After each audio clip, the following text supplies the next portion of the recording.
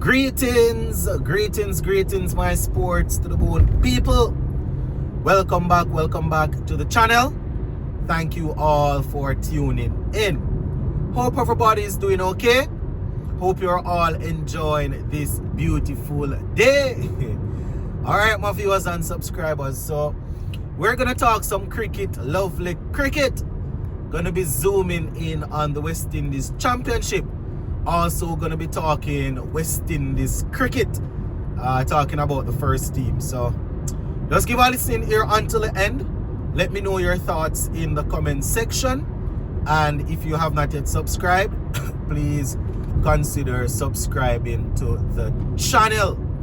All right, my people. So the West Indies Championship, as we know, they are on a little break right now. And I just want to say that, shout out to the players who have performed so far. You understand? And one of the things that I want to highlight is that, we have seen pace bowlers, spin bowlers, and batsmen doing their thing throughout the championship so far. I want to say that I am really happy that the players, they are able to travel again. You understand? They are able to travel to different grounds to play games. You understand? During COVID and coming out of COVID, when they weren't really traveling, you understand? It was really difficult to have, players playing. When I say players playing, I mean giving their all, because they would be playing in one sort of condition. You understand? But it's really good to see that pace bowlers can get something. You understand? Spinners can get something, and the batsmen can also get something out of it. It's really good. I'm not saying that it's at the level that we want it to be, but we have to acknowledge the fact that I don't want to say they are prepared excellent pitches or anything, but we have seen better pitches than a couple seasons ago. Plus, it could be the case that the players, they are now traveling all over, you understand, and things like that. So that is really good. I want to say hats off to the Pacers. For the last couple of years, it's always the spinners. It has always been the spinners that would dominate the wicket column. Obviously there are still a lot of spinners there, but we see some seamers coming through.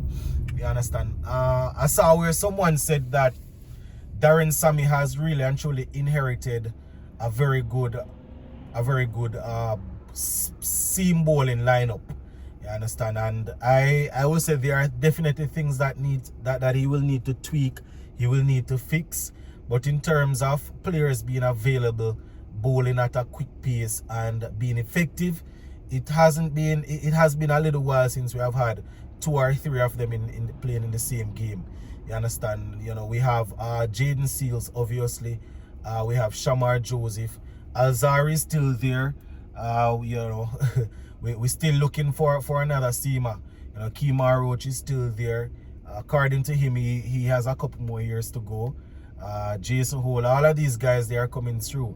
They are not bowling as quick as they used to, but at the end of the day, these are guys that we can almost guarantee, when you put a bowling unit together, and not only the seamers but the spinners, when you put them together, they will be able to take 20 wickets in a game. They will probably not do it all the time, but they are more likely to take 20 wickets than our batsmen scoring 350. Every time they go there are a good amount of time. So we have to say that it's good to see. And as it relates to the West Indies Championship, I am really happy to see a couple of seamers coming through. They might not be bowling high 140s and maintaining it, but we see some seamers out there doing their thing. We see Joshua James coming through. We see Jediah Blades. You understand? Pittman is also there. We know Marquino Minley from Jamaica. He has been there for a little while. So it's good to really have some seamers coming through. The spinners, they are still there, but in terms of what's happening in this championship right now, I think it's the first in a good while that I can look and say these three seamers, we need to probably zoom in on them some more. You understand? In Joshua James, Pittman, and Jediah Blades. You know, not saying they are the only ones. There are other seamers out there that they you know, they are doing their thing. But in terms of age and how they are looking, I really like these players. You understand? So it's really good. As I said, we generally see a lot of spinners coming through and doing well at the championship. So it's not very often we can easily identify 3 or 4 seamers that we can say, yes, you know, if we get them in camp and continue to work with them, things might turn out real good. You know, so want to say a shout out to those players. Obviously, we have some batsmen coming through. You know, some of the youngsters doing very well. Joel Andrew. Yesterday, I think it was yesterday that I did a video when I was talking about some of the protected players, and I mistakenly said that he was in his I think I said he was 26 or 28. Joel Andrew is only 18. He just turned 18, right? So if you all heard that was probably my slow brain going at work again. But yeah, man, it's really good to see even some of the batsmen coming through and doing well. You understand? The last game we saw Joel Andrew scoring a century in the first innings and also picking up a half century in the second innings. You know, a couple of guys that I really wanted to at the beginning of the championship. You know, these are players that I highlighted, saying that I want to see them performing. We're talking about people like Anderson. You know, we spoke about Akeem O'Keefe, Teddy Bishop.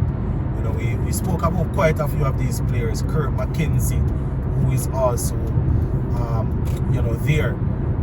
He was at the international level for a little while, has been demoted, if you will, and you know, we really want to see him scoring runs. You know, we're zooming in on the younger players now. I know that there are quite a few older players making themselves available, saying that they want to play, they want to be a part of the new thing that's going on. But at the end of the day, we still need to, you know, we're happy to see the youngsters coming through and doing their thing. Now, you know, if you asked me a couple of years ago, probably 2 or 3 years ago, I would have said that the players that I would, you know, at the time would have been most excited about coming through would have been people like, you know, Isaiah Thorne, Akeem O'Keefe, Teddy Bishop, Kimani Milius. You know, these players, they were really good at the under 19 level, and you know, a couple of them they're still doing their thing. You know, playing at the West Indies Academy, probably getting into their franchise team and stuff like that. You know, but they are probably not coming through as quickly as we would have liked. Obviously, we don't have the same amount of game or the same amount of, you know, high quality sessions for them to really practice in. If you match them up with players that they went up against in the under 19 World Cup, you know, you would see that some of those players, they have gone on to score a whole lot of runs at the international level, and some of our players, they are still coming through. So we see the quality at the under 19 level. We see the quality when they're matching up at the school level, but it's a big gap between youth and international cricket. You understand? So if you don't have what it takes in terms of if you don't have a certain sort of environment provided to you, it's going to be very, very difficult. You understand? I have said this on here several times that, you know, there are a few players coming through India that they have to play a certain amount of red ball cricket before they can be awarded contracts. You understand? To play white ball cricket, and you know, it just helps with their development. It's just common sense, you know, my people. You don't need to be a professional cricketer or a former cricketer to understand these things. You understand? Sometimes you put out certain things and people would think that you haven't played the game at a high level, you haven't done this, you haven't done that. So how are you able to speak like this? Because it's common sense. You understand? We might hear people come out and say that, playing a lot of T20s and ODIs and T10s will get them ready and will get them in game mode and they can play red ball cricket. But it's just common sense that will tell you that when you're playing red ball cricket, you bowl more overs, you get more opportunity to bat, so you work out more things. Obviously, the field setting is going to be different. The line and the length that the bowlers will be bowling will be different, yes. But as a batsman, you have more time. You're not in a rush. You can figure out how to build an innings. It is even more important for the bowlers. You learn how to work out a batsman. You learn how to put a spell together. So these are the things that makes it very different. When some of our players, they finish at the under 19 level, the youngsters, they end up playing a lot of T10s because they have to go here to play, get the money to help out with their family. They have to go there to play T10, play 20 overs here, play that here. You understand? It's a whole lot of things that go into it, my people. I understand that the system is not in place like that, but it's really tough. It's tough when you can look and see some of our players how good they are at the under 19 level, and then 1, 2, 3, 4 years down the line, you realize that the players that they were outperforming at the under 19 level, these guys are already making double centuries and a whole lot of centuries at the international level, and our players are still stuck. You find that a couple of them will come through at 28, 29, finally get an opportunity to make their international debut, and they look so good, and you're like, oh my goodness, why wasn't this guy a part of the team long time? Because they showed the ability long time. They were always technically good, but it just takes a while for them to play a whole. It takes quite a few years for them to play a lot of first class cricket to get the amount of experience and the composure and all of that is needed. You understand? Some country, they 1 or 2 seasons, the amount of games that they end up playing, the amount of red ball games that they end up playing, we have to wait 5, 6 years before we play that about a red ball game. So the composure that is needed, you don't get that until about 5, 6 years down the line, when people from other teams, they get that in 1 year. You understand? Because they play in this red ball tournament, play a bunch of game, and then they play in another one, and you understand? So it's a whole lot, man. It's a whole lot to it, But I have always said that you have to play the cricket in front of you. You have to make use of what you have, and that is why I have always said that even though the West Indies Championship is not what we want in terms of the level, but it is what we have, and we just have to work with it. You understand? And we have to appreciate the players that make themselves available to play. It's quite obvious, as I said, it's common sense that you don't have to go through certain things to know. You can just look and understand. Obviously, some of these players that are sticking to the red ball cricket, if they were able to get white ball contracts, they would have probably moved on and think. But you're gonna have a set of players that it's red ball cricket that's gonna take them through. So these are the ones that we're hoping that will be serious about it and look to develop. There are always going to be talented players coming through, people that we think have immaculate technique, people that we think they are extremely talented. We're always going to see those type of players coming through, but guess what? They are not going to want to play red ball cricket, so we have to move on from them. You understand? Sometimes we see some people coming through and we're like, why they can't play test cricket? What we must do? What should we do? Pause red ball cricket until the quote-unquote talented T20 and ODI players feel like it's time for them to shift over and play red ball cricket? No. It goes without saying, man. Some of the guys that we saw coming through that are in their mid-20s now, and we thought that they would be working at the test level and winning games for us. If they don't want to play, man, you just have to move on past them. So that is why I still appreciate this West Indies Championship. I still appreciate it because it goes to show that there are still players out there that they are willing to put in the grind. As I said, some people, they don't have some of them don't have a choice because that is their career, and they are probably not getting white ball contracts, you know.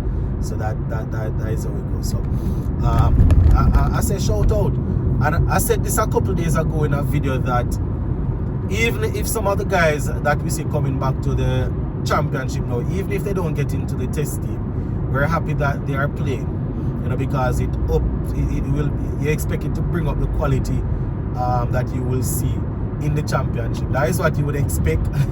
I mean, we saw a couple of players returning the other day to the Barbados squad, and it didn't go too well for them against Trinidad and Tobago. But you know, it takes a little time. It takes time.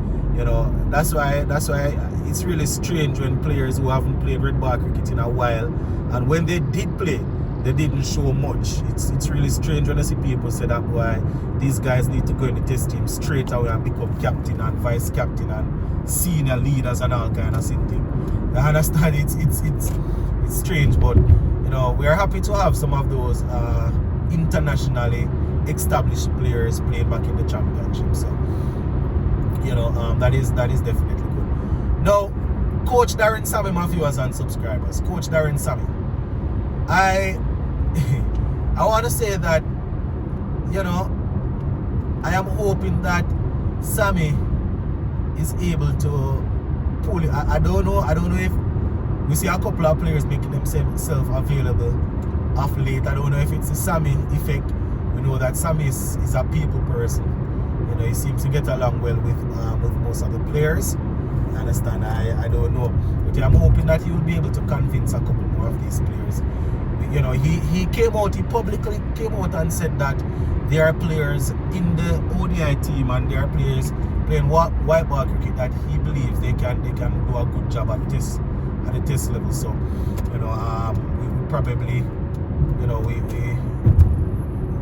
it would be safe for us to think that he's the one trying to get them back in. So that's very interesting, my people. We're going to have to look and see how everything work out, because at the end of the day, they still have to pick them based on performance. Even though Sammy said that there are going to be players who are not yet established that they want to play a role that they will identify and bring in. So probably we'll see people like playing ODI cricket that they haven't played any tests, any red ball cricket, but they will get an opportunity to come and play a role and then see whether or not they can cut it.